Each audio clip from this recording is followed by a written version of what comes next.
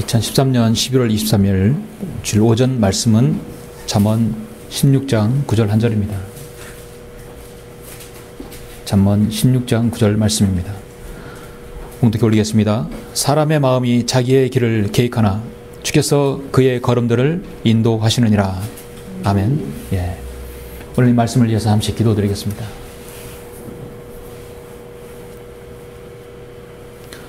모든 인생의 주관자이시며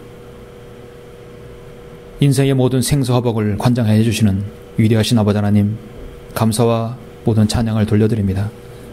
우리를 죄와 허물 가운데서 예수 그리스도의 피로 구속하여 주시고 하나님의 자녀로 삼아 주시며 이렇게 영과 진리로 경배드릴 수 있는 특권을 허락해 주심을 감사합니다. 우리는 최근에 일어난 자연재해와 세상에 일어난 모든 일을 통하여서 그 모든 일의 주관자가 누구이심을 우리는 알고 있습니다. 바로 전능하신 창조 하나님이십니다. 인간들의 죽고 살고 그들의 평화와 그들의 안녕들 모든 것을 주관하시는 분도 하나님이심을 믿습니다. 그러나 세상은 하나님을 인정하지 아니하고 하나님을 여전히 거절하고 있습니다. 오늘 저는 말씀을 통하여 정말 모든 사람의 인생에 참된 가치가 무엇인가를 설교하려고 합니다. 이 말씀에 하나님께서 기름 부어주시고 이 말씀을 통하여 다시 한번 우리가 믿는 하나님을 얼마나 우리가 복되게 하고 찬양드리며 우리가 참으로 존귀히 높여드리는지를 다시 한번 자신의 믿음을 성찰하는 계기가 될 수 있도록 인도해 주시길 원합니다. 주님께서 온전히 함께해 주시고 우리 모두를 주님의 영으로 간장해 주십시오. 다시 오실 주 예수 그리스도의 이름으로 기도드렸습니다. 아멘. 오늘 주일 오전 말씀은 인생의 가치, 인생의 가치라는 제목으로 설교하고자 합니다. 지난 8일 필리핀 레이테 섬 타클로반시에 불어닥친 태풍 하이넨으로 인해서 한 도시가 완전히 순간에 파멸의 도시로 변했습니다. 여러분 그러한 소식들을 여러 매스컴이나 또 보도를 통해서 잘 보았을 것입니다. 참으로 처참한 광경이었죠. 인구 20만의 도시가 사망자가 약 1만 2천 명이라고 했다가 점점 줄어들면서 1,700여 명으로 정부가 발표했습니다. 하지만 사람들은 정부의 발표보다 더 많은 숫자가 죽었다고 생각하고 있습니다. 아마도 사망자는 1만 명이 넘지 않을까 생각하는 사람들이 많을 것입니다. 한국 사람이든 미국 사람이든 유럽 사람이든 일본 사람이든 아프리카 사람이든 이 땅에 태어난 모든 사람은 참으로 영원 불멸의 혼을 다 가지고 있죠. 모두 다 귀한 생명들입니다. 흑인이든 그 사람의 얼굴색이 하얗든 황인종이든 모두 귀한 생명들입니다. 모두가 태어나서 꿈을 가지고 있고 그들을 나름대로 사랑을 하고 사랑받고 있습니다. 지혜와 지식을 갖추려고 애쓰며 나름대로 열심히 살아갔던 사람들, 한순간에 1만 명 이상이 세상에서 사라졌습니다. 타클로반 시는 모두 쓰레기장이 되었습니다. 쓰레기와 시신의 범벅들로 섞여서 그 사람들을 치우는 모든 사람들은 정말 많은 느낌을 받았을 것입니다. 치워도 그들의 시체가 계속 드러나고 나오는 것을 그들은 마치 이제는 사람 목숨이 귀하다를 못해서 마치 개나 고양이를 처치하는 그런 느낌을 받았을지도 모릅니다. 한두 사람이 죽으면 참 귀하다 아깝다고 생각할 텐데 치워도 인간의 죽으면 육체는 마치 쓰레기와 같죠. 냄새가 나고 불결합니다. 끝이 없는 그들의 시체에 대해서 그들은 악취가 진동하고 그런 참으로 어려움을 겪고 있습니다. 산 사람과 죽은 사람의 가치는 정말 하늘과 땅 차이입니다. 어떤 사람이 말합니다. 그것을 보고 사람의 눈을 뜨고 차마 보기 힘든 두려운 자연재해가 지구 한쪽을 무참히 핥히고 지나갔다. 시신 썩는 냄새에 코를 막고 절망과 쓰레기의 뒤엉킴 속에서 한 모금의 물을 얻기 위해서 긴 줄을 늘어선 그 필리핀의 상황은 보는 것으로만도 죄스러웠다고 말하고 있습니다. 최근에 일어난 어떤 재해보다도 크고 심각한 것으로 지금 지구온난화 현상으로 인해서 해수면이 상승했기 때문이다. 앞으로 누구라도 당할 수 없는 무서운 이 자연의 반격에 대해서 두려움을 느낀다 말합니다. 사람들은 자연의 반격이니 지구온난화라고 말하고 있습니다.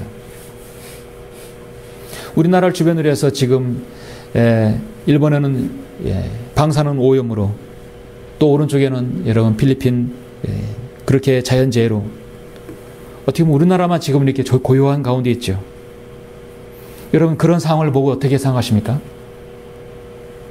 이 땅에 왜 그리스도인들은 지속적으로 우상 숭배 국가나 카톨릭 국가나 모슬렘 국가나 공산 국가들의 그 가난과 자연재해와 독재와 억압 가운데서 고통받고 있는지를 우리 그리스도인은 알고 있습니다. 그러나 세상은 모릅니다. 전능하신 하나님의 손길이 하나님의 분노를 바라시면, 하나님께서 작은 경고안을 내리시면, 손가락 하나 까딱 대시면 주변 국가들, 이 자연들은 어떻게 변하는지를 세상은 알아야 합니다. 사람들은 열심히 살아갑니다. 잊어보라, 오늘이나 내일 우리가 어느 성으로 가서 거기서 1년쯤 지내며 사고 팔아 수익을 올리라는 자들이요. 너희가 내일 일어날 일을 알지 못하나니 너희 생명이 무엇이냐? 잠깐 보이다 사라지는 안개니라 했습니다. 잠깐 보이다 사라지는 안개니라. 너희 생명이 무엇이냐? 이 세상 만물을 지으시고 창조하신 하나님께서 살아가는 인간에게, 지금을 살아가는 인간에게 하나님께서 묻고 있는 질문입니다. 너희 생명이 무엇이냐? 저는 어제 아산에서, 오랜만에 아산에 가서 설교를 했는데요. 날씨가 좋다 보니까 요즘에 김장철이 되어가지고 이제 사랑의 김장 당구기 같은 것을 문화 행사를 하는 걸 봤습니다. 그 맞은편에선 같은 장소에서 많은 사람들이 또 북을 치고 장구를 치며 흥을 돋구는 것입니다. 대체 무슨 소리를, 뭐를 하나는 가봤더니 김장을 담그면서 장구를 치는 것이에요. 한 60대 여자분이 갑자기 안면 근육이 마비가 되는지 얼굴을 감싸고 다른 사람에게 부축을 받으면서 거래설교 장소에 이 앞에 나온 것입니다. 119를 불렀고 기다리는 것입니다. 119를 기다린 사람은 계속 왜 안 오는가, 계속 바깥을 보는 것이에요. 그 대로를 보는 것입니다. 한 5분이 지났는데 119가 와서 그 사람을 실어갔습니다. 그 사람이 만약에 잠시 후에 자기가 이제 1시간 뒤에, 30분 뒤에 뇌출혈이나 뇌졸중으로 인해서 근육이 마비되어서 움직이지 못할 정도로 된다는 걸 알았다면 그는 미리 병원에 갔을 것입니다. 열심히 자신의 생이 어떻게 되는 줄 모르고 열심히 북을 치고 장구를 치며 생을 자신이 보내는 것입니다. 성경은 말씀합니다. 제가 그 설교를 했었어요. 오늘이나 내일 우리가 어느 성읍으로 가서 거기서 1년쯤 지내며 사고 팔아 수익을 올리라는 자들이에요. 너희가 내일 일어날 알지 못하나니 너희 생명이 무엇이냐? 잠깐 보이다 사라지는 안개니라 했어요. 너희 생명이 무엇이냐? 정말 잠깐 보이다 사라지는 안개와 같습니다. 오늘 제가 설교하는 이 오전 본문은 왜 인간이 하나님을 믿어야 하는가에 대한 정확한 답변이 들어있습니다. 정확한 또 질문이 들어있습니다.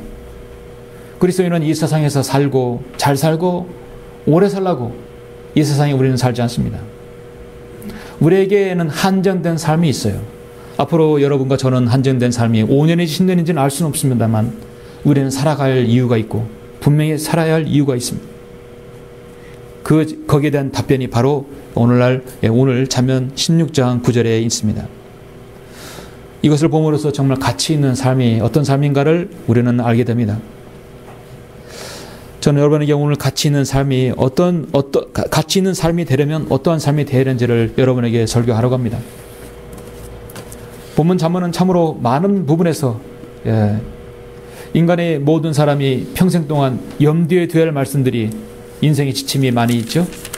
특히 16장 9절 말씀은 1절과 아주 적절하게 잘 어울립니다. 사람의 마음이 준비하는 것과 마음으로 준비하는 것과 그 혀의 대답은 주께로부터 나느니라. 마음으로 준비하는 것과 그 혀의 대답은 주께로부터 나느니라. 아무리 준비하고 아무리 무엇을 하더라도 그것을 달아보시고 평가하시고 그걸 인도하시는 분은 하나님이십니다. 사람의 모든 행위가 자신의 눈에는 깨끗하나 주께서는 그 영들을 달아보시느니라. 우리는 가끔 우리가 한 일에 대해서 하나님께서 그 영들을 달아보시는 것입니다.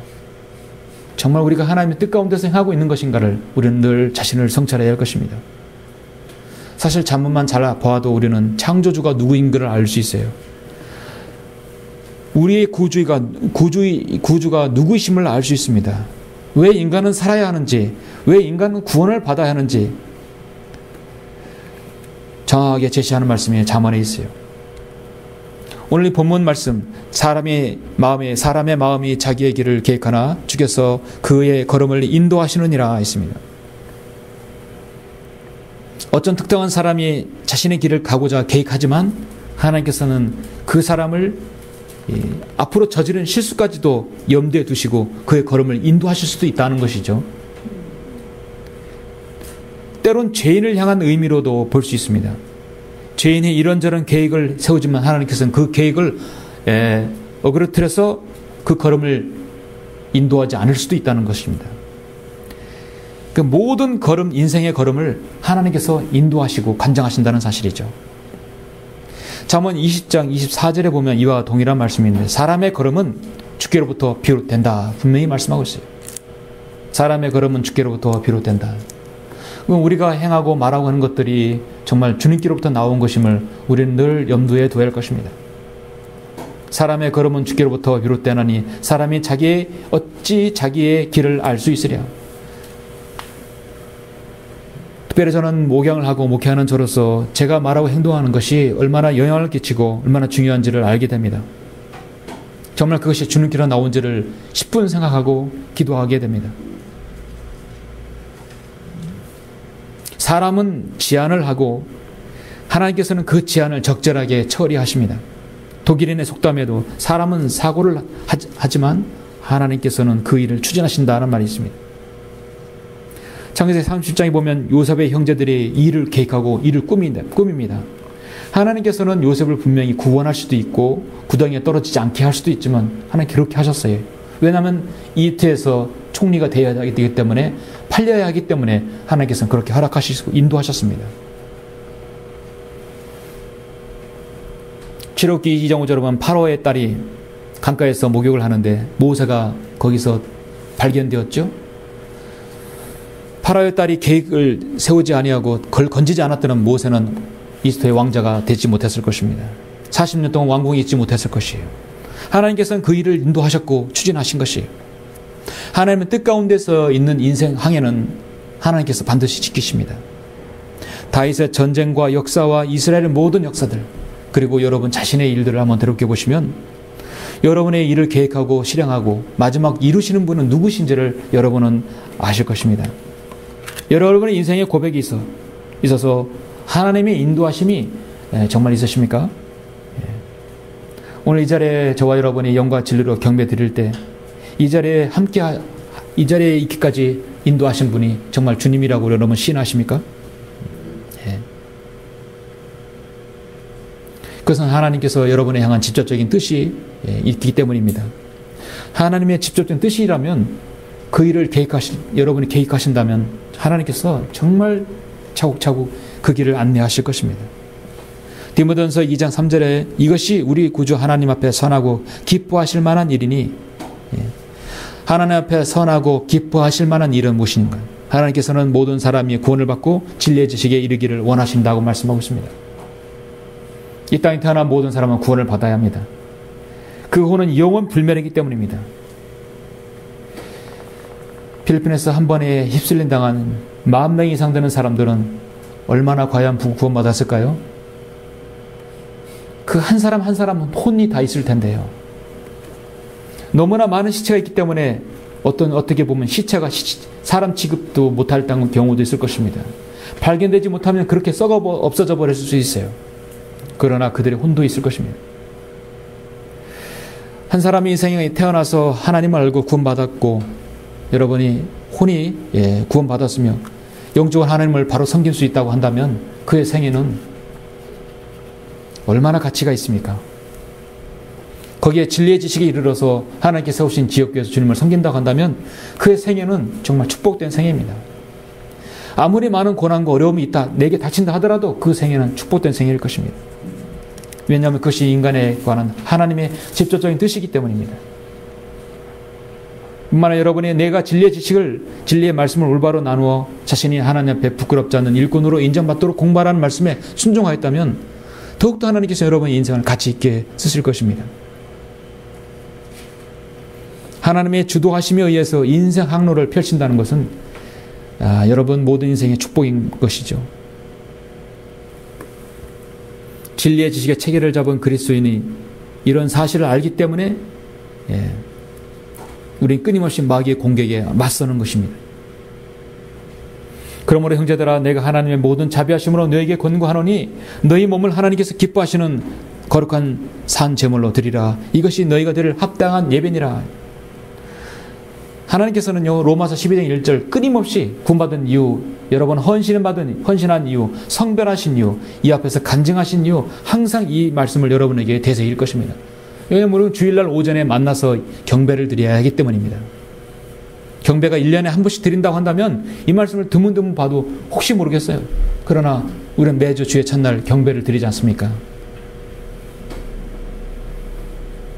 하나님께 경배드리는 것을 소중히 여기고 그것을 참되 가치 있게 여긴다면 하나님께서 그 사람의 인생을 가치 있게 여기실 거예요.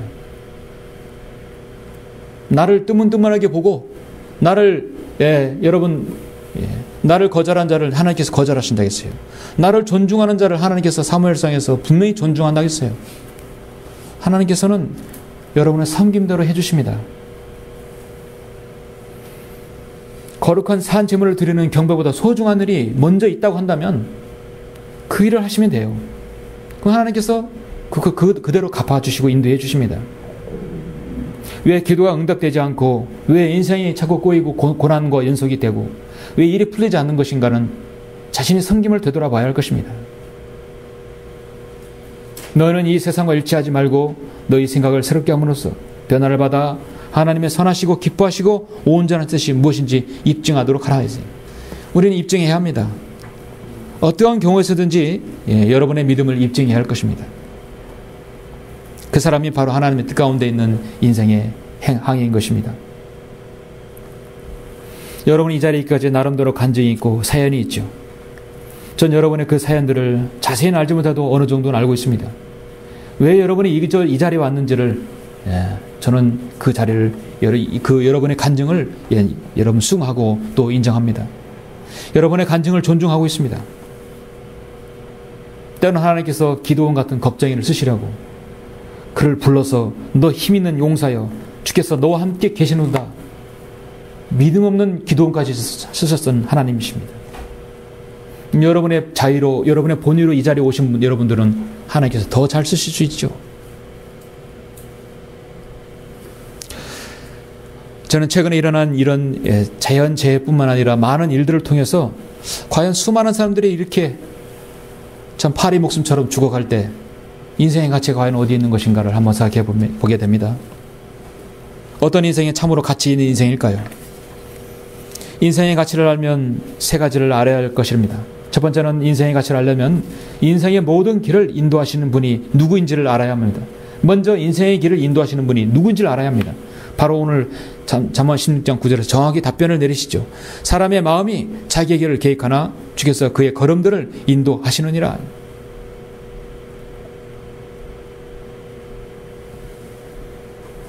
한순간의 태풍으로 인해서 마을이 한 시가 전체가 4분의 3이 휩쓸릴 때 거기에는 내일 결혼할 사람도 있을 거고 내일 장사를 계획하는 사람도 있을 거고 수많은 사람들이 계획이 있을 것입니다. 아니 그뿐만이 아닐 것입니다. 오늘 장례식에 들어간 사람, 장례장에 관에 들어간 사람도 내일의 계획을 다들 세웠을 것입니다. 좀 넘기셔서 예레미야 10장 23절을 보시겠습니다. 이 말절과 꼭 짝을 이루는 말씀이라고 보아집니다. 여러분 꼭 기억하시길 바랍니다. 예레미야 10장 23절 오 주여 인생의 길이 그 사람 안에 있지 아니함을 내가 아나이다. 예레미야도 알았고 솔로몬도 알았고 다 알았어요. 뒤늦게 알으면 안 되겠죠. 인생이란 진정한 의미를 깨달을 때 바로 이 말씀을 알아야 합니다. 오 주여 인생의 길이 그 사람 안에 있지 아니함을 내가 아나이다. 그의 걸음을 인도하는 것이 걷는 그 사람 안에 있지 아니하나이다. 그럼 누구에게 있는 것인가? 창조자 하나님께 있는 것이에요. 모든 인생의 길을 인도하시는 분은 누구십니까? 인류 역사를 주관하시고 운영하시고 계시는 분. 개개인의 생애도 주관하시고 운영하시고 계시는 분, 바로 주 하나님께서 그렇게 하시는 것입니다. 하나님께서는 인간들에게 이에 대한 도전장을 직접 내미십니다. 이사야 41장 21절에 보면 주가 말하노니 너희는 송사를 일으키라. 야곱의 왕이 말하노니 너희의 강력한 주장을 내어놓으라. 하나님께서 인간들에게 도전하십니다. 41장 22절에서 그들로 주장을 내어놓고 무슨 일이 일어날지 우리에게 보이게 하라. 그들로 이전 일들을 보이게 하여 그들이 무엇이든지 간에 우리로 그 일들을 숙고하고 그 일들의 나중 결말도 알게 하라. 아니면 앞으로 있을 일들을 우리에게 선포할지니라. 이후에 있을 일들을 보여주어 우리가 너희로 신들인 것을 알게 하라. 정녕 선을 행하거나 악을 행하라. 우리가 놀라며 그것을 함께 보리라 했어요. 최근에 나사 미 항공우주국에서 화성에 물이 있는 흔적을 발견했는데 직접 그걸 탐사해야겠다고 또 발사선을 보냈죠. 이제 그 발사선에서 자세한 사진을 찍어서 보내면 화성에 물이 있는 흔적을 알아서 거기에 또 다른 생명체가 있을지 또 그것도 확인하게 된다는 것입니다. 물이 있는 흔적을 분명히 알겠다는 거예요. 이미 성경에서 다 이미 창세기 1장과 1장 1절과 1장 3절에서 하나님께서 물로 다 심판하신 것을 말씀하고 있지 않습니까? 우리 성경을 통해서 이건 다 미리 둘째 하늘과 셋째 하늘 그 거대한 물층이 있었다는 걸, 그 물층이 지구 전체를 덮었다는 걸 우리는 알고 있습니다. 우주 전체도 덮었다는 걸 알고 있습니다. 성경이 기록된 지 이미 여러분 2000년이 다 지났어요. 신구약 성경이 지난 지 2000년이 훨씬 지났어요. 그런데 지금 이서야 인간은 과학을 앞세워서 하나님의 길들을 지금 찾아내려고 하는 것입니다. 심지어 하나님께서는 인간들이 우연이라고 하는 일에까지도 하나님께서 관장하신다고 말씀하고 있습니다. 구름도 비도 폭풍도 천둥도 서리도 이슬도 번개도 모두가 하나님께서 하신 일이라는 것입니다. 욥기 36장 27절에서 그가 물방울을 작게 만드시나니 그 물방울들이 그 수증기대로 비로 쏟아지느니라 했어요. 36장 28절에서는 구름은 수증기로 물방울을 만들어 그 사람 위에 많이 떨어뜨리는도다 했어요. 그래서 우리는 늘 말씀하지 않았습니까? 날씨에 관해서는 하나님께서 하시는 것이니까 우리가 불평을 갖지 말자 하는 것이죠. 우리는 진짜 불평을 갖지 말아야 합니다. 하나님께서 하시는 것입니다. 저는 구름을 보는 걸 좋아합니다. 그리고 구름 그리는 걸 좋아합니다. 구름은 참으로 변화무쌍해요. 날마다 똑같은 구름이 세상에 떠있진 않아요. 각양각색의 구름들이, 때로는 오색 구름도 떠 있습니다.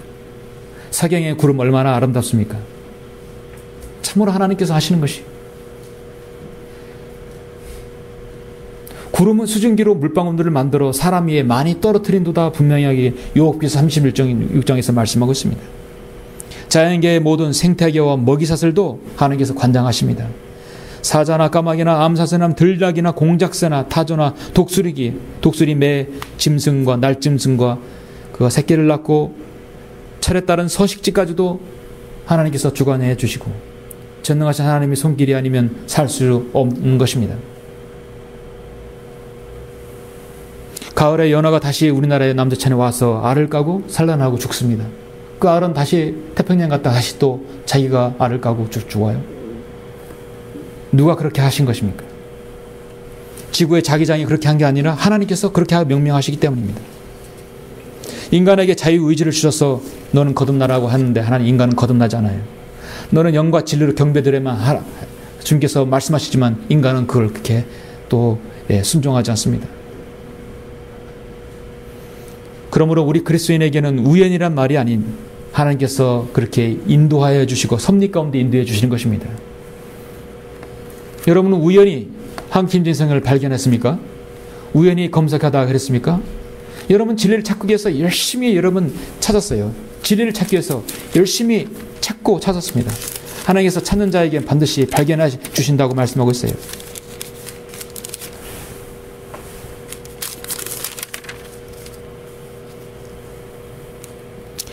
훈계를 듣고 현명하게 되며 그것을 거절하지 말라. 내게 들으면 날마다 나의 문들에서 지켜보고 나의 문설주들에서 기다리는 자는 복이 있나니 이는 나를 만나는 자마다 생명을 얻고 주의 은총을 받을 것임이니라.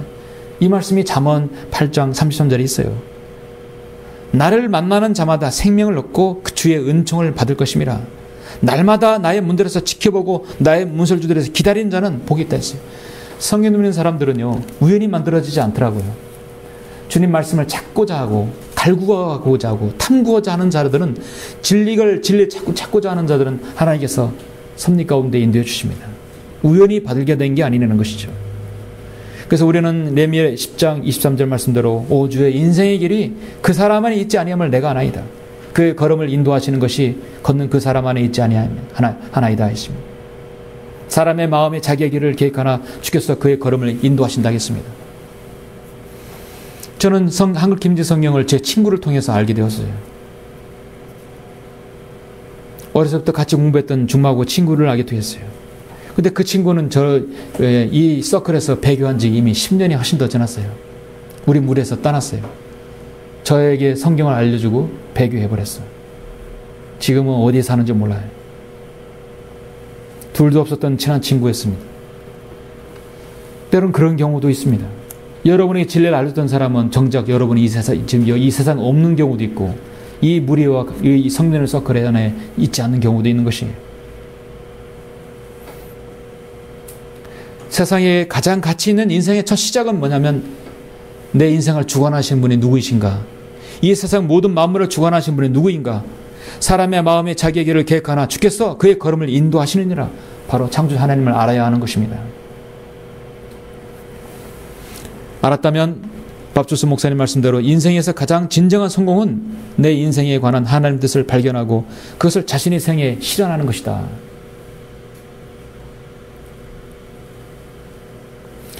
이 인생의 모든 여러분의 권리 증서는 하나님께 있는 것입니다. 주 모든 육체의 영들이 하나님이라 민수기 27장 16절에서 말씀하고 있어요. 모든 육체의 영들이 바로 하나님 것이라고 했어요. 여러분의 몸은 하나님 것입니다. 더군다나 주님의 피로 거듭났다면 여러분의 몸은 더욱 주님 것입니다. 여러분 모두가 우리 인생의 길을 인도하시는 분이 하나님이라는 사실을 여러분 시인해야 하실 것입니다. 굽이굽이 겪은 여러분의 인생의 길도 인도하시는 분이 하나님이라는 사실을 여러분 시인하시죠. 인생의 가치를 알려면 두 번째는 인생의 근본 문제가 무엇인지를 알아야 하는 것입니다. 우리 모든 인생의 근본적인 문제가 있다는 것이에요. 자, 세상과 자연과 모든 인생의 주관자가 주님이라는 사실을 알았다면 그러면 동물과 식물, 자연, 생태계는 관두더라도 나 자신에 관한 인생에 있어서 문제가 무엇인가를 먼저 직시해야 할 것입니다. 욥기서 14장을 잠깐 보시죠. 여러분 욥기서 14장 10절 14절을 한번 보시겠습니다.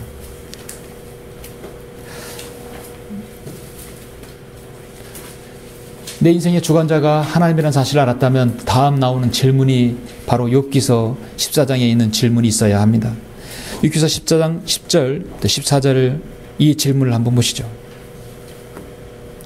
그러나 사람은 죽으면 소멸되나니 참으로 사람이 숨을 거두면 그가 어디 있는가? 사람이 숨을 거두면 그가 어디 있는가? 바다에서 물이 빠지고 하수가 줄어들어 말라버린 같이 사람은 누우면 일어나지 못하고 하늘들이 없어질 때까지 그들은 그들의 잠에서 깨어나지 못하고 일어나지 못하는도다. 오 주께서는 나를 음부에 감추시고 주의 진노가 지날 때까지 나를 숨기시며 나에게 때를 정하시고 나를 기억하소서. 사람이 죽으면 14절 다시 살아나리까? 나의 변화가 올 때까지 나의 정해진 때에 모든 날들을 나는 기다리나이다. 사람이 죽으면 다시 살아납니까? 사람이 숨을 거두면 그가 어디 있습니까? 정말 현명한 질문이죠. 현명한 답변을 원한다면 현명한 질문을 해야 합니다. 모든 인간은 이 질문을 해야 합니다. 사람이 죽으면 소멸되나니 참으로 사람이 숨을 거두면 그가 어디 가는 것입니까? 이 질문에 영국의 스티븐 호킹 박사님은 답변은 그냥 이런 질문도 하지 않습니다. 그의 빅뱅 이론, 시간의 역사, 최근에 또 무슨 책을 한 권 줬죠? 자신의 자서전을 하나 썼습니다. 스티븐 호킹의 박사는 모든 것은 이론입니다. 가설이에요. 진화론도 사실 가설이에요. 가설에서 시작해서 가설에서 끝나요. 전혀 한 번도 증명되지 않은 이론입니다. 앞으로 될 것이다, 있을 것이다, 항상 가설이에요.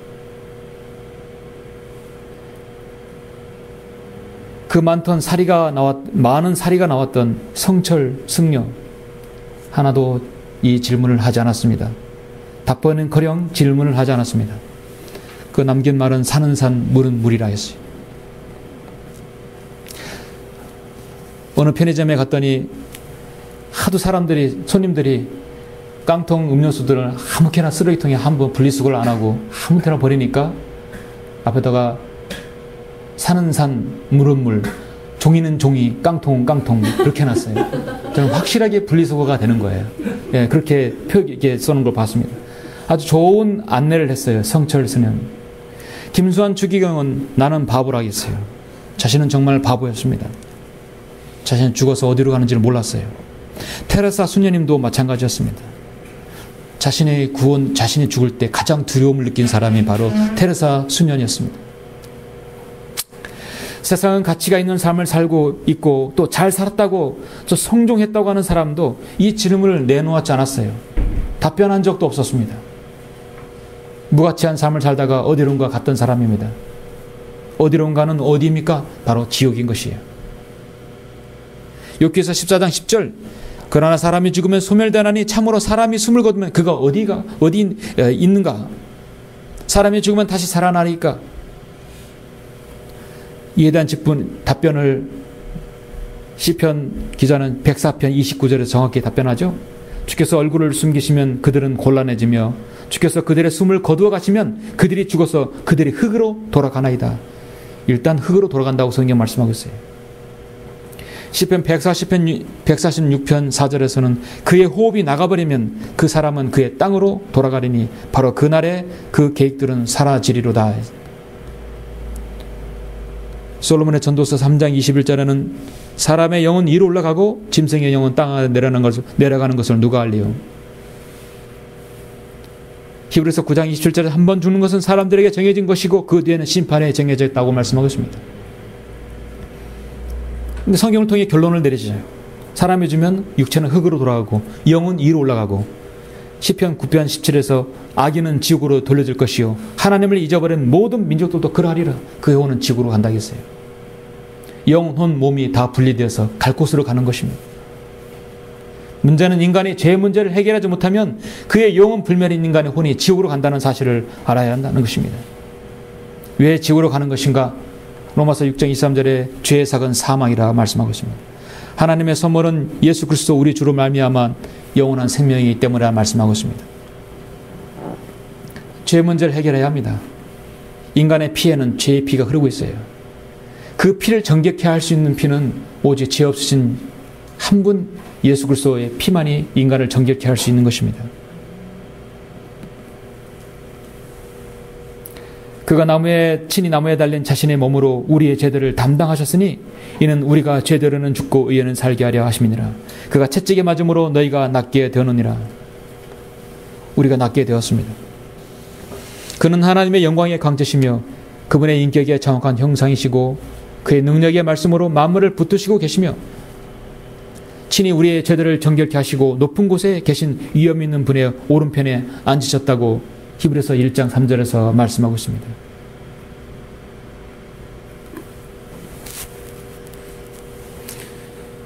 전도서 6장에서 솔로몬은 모든 부경을 다 누린 다음에 결국 자신의 마지막 설교에서 그림자처럼 허비한 헛된 인생의 모든 날인 이 생에서 인간에게 무엇이 좋은지 누가 알며 해 아래에서 사람이 뒤에 무슨 일이 있을지 누가 그에게 말해줄 수 있으리요.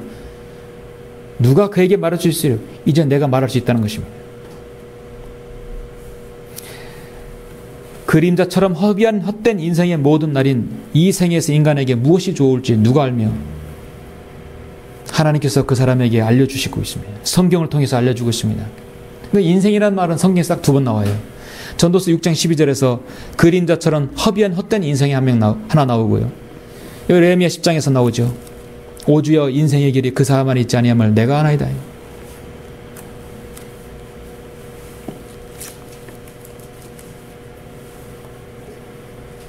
이화여자대학교 한국학과 교수인 최준식이라는 사람이 지금 한국주금학회 회장직을 갖고 있어요. 세상에 많은 학회도 있고 많은 집단 단체들 많이 있지만 한국주금학회라는 학회가 있습니다. 그런 학회를 여러분 들어본 적 있습니까? 이제 죽음을 준비하자는 학회입니다. 어떻게 보기에는 이 학회가 참으로 인간의 죽음다운 죽음, 좋은 죽음을 준비하자는 좋은 취지라고 생각할 수 있지만 완전히 인본주의적인 그런 학회인 것이에요. 만든 취지가 뭐냐고 제가 보니까 인간의 죽음이란 문제는 가장 화급하면서도 감히 범접할 수 없는 문제이기 때문에 그동안 인류는 죽음에 대하여 공론하는 것을 꺼려왔습니다. 유교와 같이 내세관이 취약한 종교로부터 절대적인 영향을 받은 한국 사회는 더욱 그렇습니다. 그에 따라 우리 한국인들은 그동안 인간의 죽음이라는 중요한 주제를 외면했을 뿐만 아니라 금기시하고 부정시까지 했습니다. 그 결과 한국인들은 지나치게 삶에만 집착하는 경향을 보여 생의 마지막을 제대로 정리하지 못하고 가는 경우가 많아진 것 같습니다. 한국인들은 많은 경우에 병원에서 임종을 맞게 되는데 이때 가족들과 격리되어 사랑하는 친지나 지인들과 충분한 이별과 정리를 하지 못하는 경우가 많습니다. 그 어려운 인생 한평생 잘 살아놓고 이렇게 황망하게 떠나는 것을 보내는 물론 가족들에게 여간 슬픔이 아닐 수 없고 아픈 시련이 아닐 수 없습니다. 그러므로 우리 학회에서는 이런 현실을 직시하고 우선 인간의 죽음이라는 인류 보편의 과제를 학술적으로 연구하려고 합니다. 특히 인접 학문의 분야인 종교학이나 철학이나 심리학, 은학, 의학이라든지 사회복지학, 장례, 문화학 등 분야에 통용되는 연구 방문론을 이용하여서 우리의 주제인 죽음의 문제에 접근하려고 합니다. 그러기 위해서 만들었다고 합니다. 이렇게 잘 만들어 놓고 좋은 죽음을 준비한 다음엔 그 사람의 혼은 어디에 가는 것입니까? 준비를 잘 해놓고 죽으면 하늘나라 가는 것입니까? 더군다나 이 죽음학회가 인기가 있고 사람들에게 많이 몰리는 것은 한국 사람들은 특히 30, 40대 자식 그렇게 기르고 50대, 60대 자식 장가 보내고 시집 보내고 그러다 보면 어른들 자기는 노후 대책을 하기가 급급하죠. 그러다만 병에 걸리면 거의 10년 동안은 병원 신세 짓다가 자식들한테 썩 대우받지 못하고 결국 10년을 가장 쓸쓸한 생애를 보내는 것이 한국 사회의 부모라고 합니다. 우리네 부모님, 7, 80년대 부모님들 마찬가지죠. 평생 자식 농사, 자식들 뒷바라지하느라 평생을 보내고 이제 마지막 10년은 거의 노후를 쓸쓸하게 보내는 것이 한국 사회의 부모입니다. 그렇기 때문에 한국 죽음학회는 이제 죽음을 제대로 준비하자는 것이에요.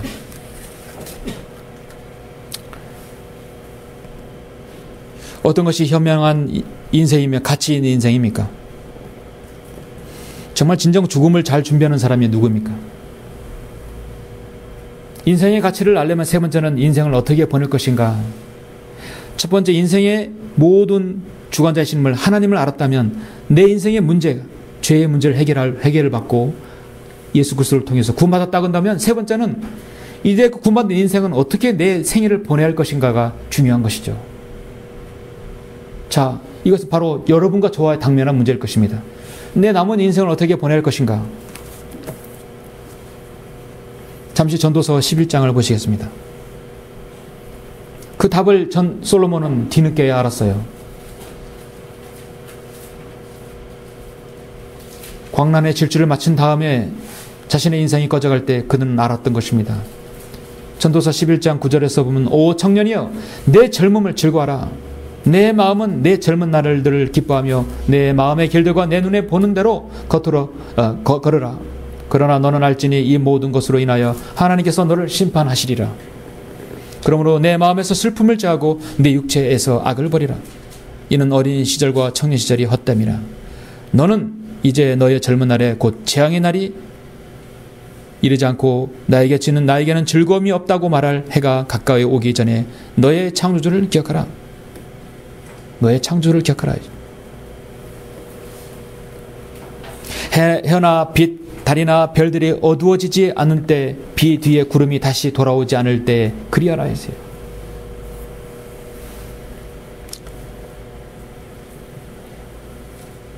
별들이 어두워지지 않을 때, 고통이 있기 전에 그렇게 하라 했습니다. 18절에 보시면 헛되고 헛되도다. 전도자가 말하노니 모든 것이 헛되도다. 더군다나 전도자가 현명함으로 백성들에게 여전히 지식을 가르쳤으며 곧 그가 주의를 기울이고 탐구하여 많은 자문을 정리하였도다. 전도자가 합당한 말들을 찾아내려 애썼으니 여기 기록된 것이요 정직하며 진리의 말씀들이라. 현명한 자의 말들을 찌르는 막대기들 같고 집회의 선생들에 의해 박힌 못들 같으니 한 목자에게서 받은 것이라. 내 아들아 이것들로 더 각성하라. 많은 책을 만드는 것은 끝이 없고 많은 공부는 몸을 피곤하게 하느니라 했습니다.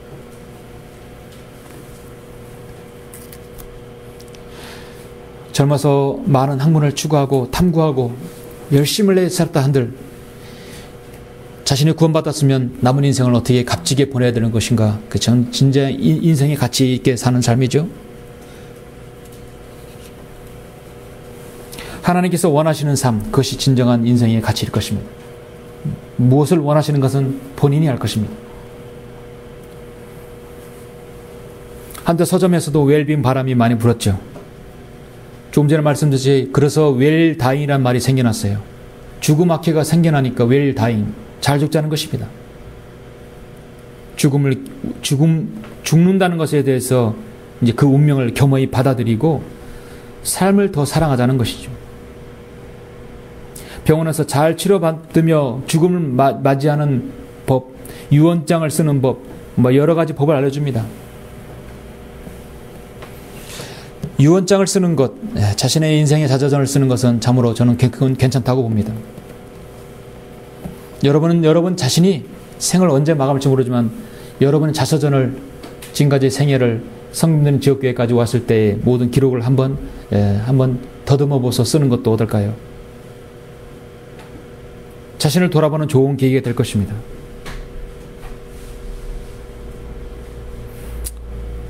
세상은 잘 사는 것도 중요하지만 잘 죽는 것도 중요하다고 하지만 잘 죽는 것이 중요하다고 하는데 정말 정작 예수 그리스도를 빼놓고 잘 죽는다고 하는 것이에요. 사람들은 죽은 뒤에 여러분은 자신이 어떤 사람으로 기억되기를 바라고 있습니까? 그는 자신이 어떻게 죽었다고, 저 사람은 어떻게 죽었는데 어떤 평가를 받기를 원하십니까? 아도니람 저드스는 버마에서 정말 자신의 생을 들인 사람이죠. 버마에서 자신의 등을 드렸는데 아도니람 저드스의 묘비에는 이렇게 기록되어 있습니다. 1788년 8월 9일생, 1852년 4월 12일 날 세상을 떠남. 멜드는 그가 태어난 곳이며 그의 유해는 바다에 수장되었다. 그의 영원한 기념은 개종한 미얀마 사람들과 버마 성경이다. 그의 기록은 하늘에 있다. 우리 그리스도인의 묘비는 참 멋있어요. 묘비에서까지 주님을 증거하고죠. 데이비드 리빙스턴의 묘비는 영국의 참으로 훌륭한 선교사이며 탐험가이죠.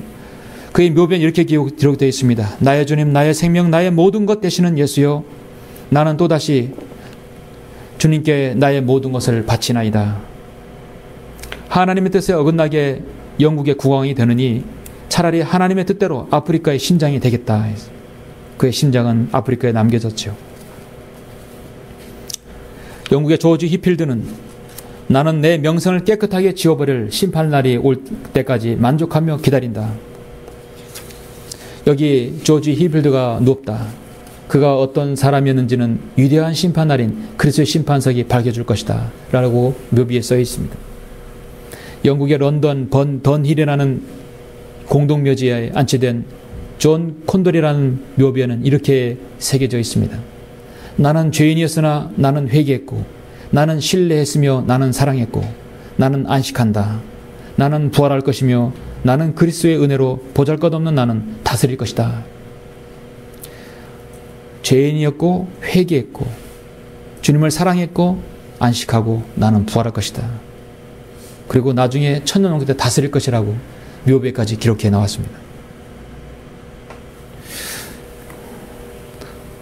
우리 한국 사람들의 묘비를 보시면 뭐 한문이라고 뭐라고 뭐 어디 무슨 박씨 무슨 두씨 뭐 어디 해가지고 몇 대 손하고 여기 죽다 그것만 나와 있죠. 그 의미가 없잖아요. 그렇죠? 그게 어쨌다는 거예요. 그렇죠? 한국에 우리 나중에 여러분이 유언을 남길 때 있으면 내 묘변 이렇게 기록하라고 자신 있게 하십시오. 주님께서 좀 늦게 오시면 미리 한번 써보세요. 이것이야말로 주님 가치 있는 삶일 것입니다. 가치 있는 삶이 무엇입니까? 엊그제 뉴스 보도에서 우리나라 기대 수명이 OECD 국가 중 최상이라고 합니다. 평균 수명이 82세를 넘어요. 스웨덴이라든지 영국이라든지 독일이라든지 일본보다 더 높아요. 근데 세계 최고의 노인 자살률이에요. 노인들이 죽는 이유 가장 문제가 자살이라고 합니다. 10만 명당 33.3명인데 OECD국 최고 국가예요. 최고예요. 2위는요, 우리하고 배 차이나 납니다. 우리는 뭐 절대적인 우위예요. 죽음의 질을 따지는 조사에서는 영국이 1위고 우리는 32위에 그치는 것입니다. 그만큼 죽음의 질이 낮다는 것이에요. 자살로 생을 마감하기 때문에 질이 떨어지는 것이죠. 일본 의사 중에 야마자키 후미오라는 사람이 있는데 이 사람은 죽기 전에 많은 사람들을 많이 보았던 사람인데 16년 동안에 300명 넘은 환자가 죽는 모습을 지켜보았는데요. 그 모습을 보고 자신이 책을 한 권 썼는데 병원에서 죽는다는 것이라는 책을 썼어요. 근데 그 마지막 그 책의 결론은 뭐냐면 나는 절대로 병원에서 죽지 않겠다라는 결론을 내렸어요.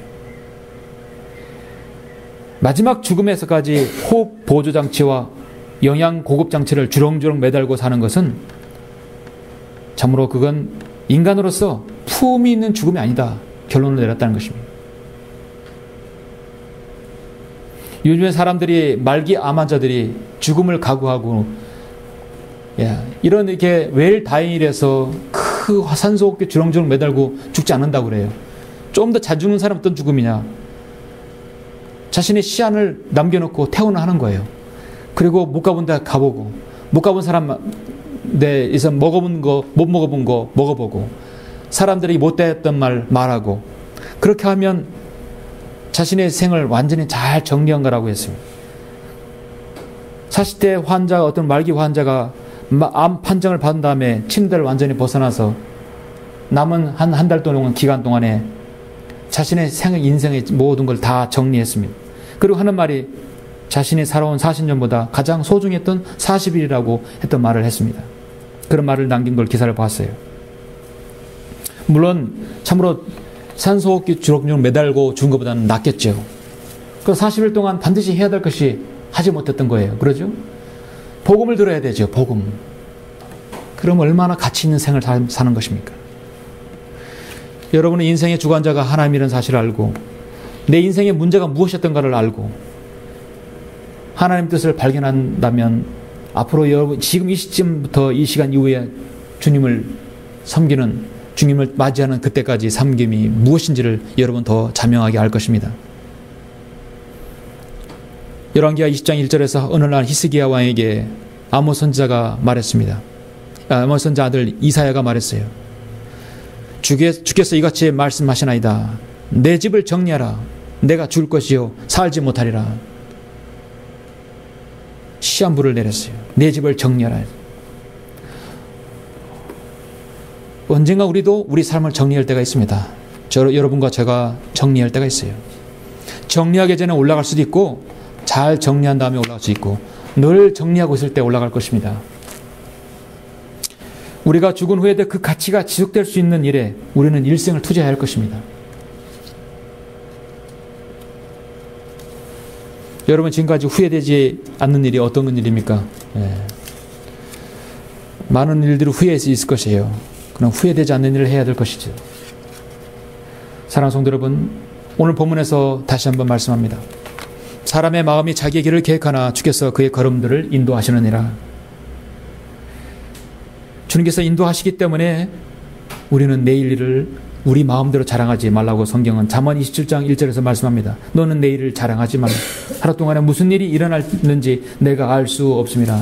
정말 요즘 새삼스럽게 깨닫고 있습니다. 오늘 잠언을 기록한 솔로몬은 하나님을 잘 만났다가 풍요할 때 하나님을 버렸어요. 멀리 떠났어요. 생명이시고 영원이시고 모든 인생의 걸음을 인도하시는 하나님을 멀리 떠났다가 다시 돌아왔어요. 그리고 전도서를 기록했죠. 절대적인 부귀 영화는 마음의 공허함을 가져다 줄 뿐이라고 고백했습니다.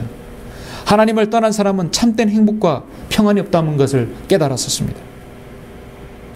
우리는 성경을 통해서 그걸 미리 다 보았지 않습니까? 그럼 우리는 곁길로 갈 수가 없죠. 잘못된 길을 갔던 사람을 다 설교를 우리는 들었지 않습니까? 지혜의 근본은 하나님을 두려워하고 하나님을 경외하는 것이 그것 바로 지혜의 근본임을 우리는 알고 있습니다.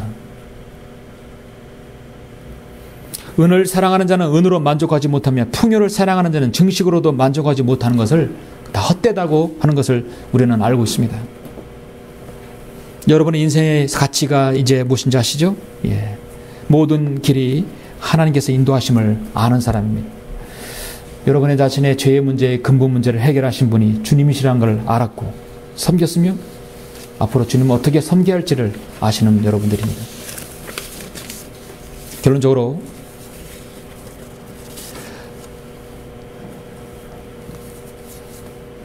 여러분은 영안실에 가보셔서 영안실에 그 국화꽃 속에 있는 영전 사진을 여러분 다 한 번씩 보셨을 것입니다. 우리는 그 사람을 위해서 기도하지 않고 그 가족을 유족을 위해서 기도하고 또 조문하죠. 그의 인생은 죽은 인생은 이미 결정 난 것이에요. 세상 사람들은 그 사람이 좋은 곳에 가기를 기도하고 있죠. 우리와 그들이 다른 점입니다. 누군가 그가 이 세상의 사람이 아니었을 때 죽었을 때는 그 사람을 두고 앉아서 음식을 먹든 뭘 마시든 그 사람을 평가합니다. 아, 그 사람 좋았다. 그 사람 어떤 일을 했다고. 우리 그리스도인이 삶의 가치는 무엇으로 평가합니까? 그 사람은 정말 가치 있는 삶을 살았다고. 오늘 제가 제시한 이 세 가지를 잘 기억하신다면, 그렇게 살았다면 그 사람은 정말 가치 있는 생을 살았다는 말을 들을 것입니다. 영국의 대부 캐리는 조지와 윌리엄이란 두 아들을 두었어요. 조지 캐리와 윌리엄 캐리를 두 아들을 두었어요. 모두 옥스퍼드 대학을 졸업한 수재로서 장래가 촉망되는 아들들이었습니다. 조지 캐리는 나중에 국회의원이 되고 돈을 많이 벌어서 부호 정치가로 명성을 얻었습니다. 그러나 윌리엄 캐리는 그 모든 걸 뒤로하고 인도 선교사로서 지망해서 가족의 극력한 반대에도 불구하고 인도 선교로서 생을 바쳤던 사람이었습니다. 후에 대형 백과사전에서 두 사람이 소개되었는데 윌리엄 캐리에 대해서는 한 페이지 반을 할애해서 그 인도에서의 그 복음 전파의 생애를 자세하게 다루었습니다. 그러나 국회의원이 되고 돈을 많이 벌고 부호 정치가의 명성을 얻었던 조지 캐리에 대해서는 단 한 줄만이 소개되었어요. 윌리엄 캐리의 형, 딱 한 줄이었어요. 예. 여러분은 어떤 평가를 받고 싶습니까? 우리는 그렇게 많은 평가를 받고 싶지 않지만 그 사람은 이 세상을 가치 있게 살았다. 주님을 신실하게 섬겼다. 주님을 신실하게 사야겠다. 주님을 신실하게 지역교회에서 섬겼다는 그 말을 듣고 싶지 않습니까? 그것은 바로 여러분 그리스도의 심판상 앞에서 바로 그대로 드러날 것입니다. 여러분 남은 인생에 정말 가치 있는 인생을 사시길 모두가 간절히 바랍니다. 또 하시겠습니다.